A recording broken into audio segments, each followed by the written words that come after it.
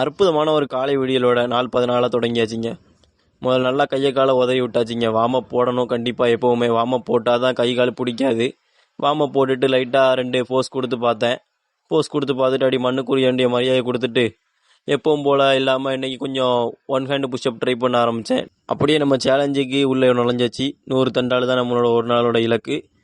ஒரு 70ங்க. அந்த தாட்டி கொஞ்சம் 70 எடுக்க ரொம்ப கஷ்டப்பட்டேன்.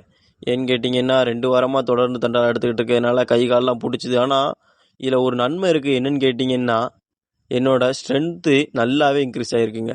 என்னால் ஒரு ஒன் ஹேண்ட் புஷ்அப், அதாவது ஒத்த கை புஷ்அப் ஒன்று கூட எடுக்க முடியாமல் இருந்துச்சு. ஆனால் இப்போ நம்ம லெவலே வேறங்கிற மாதிரி அதிகமான புஷ்அப் ஒத்த கையில் எடுக்க முடியாத அளவுக்கு கொஞ்சம் கொஞ்சமாக ஸ்ட்ரென்த் இன்க்ரீஸ் பண்ணிகிட்ருக்கோம்.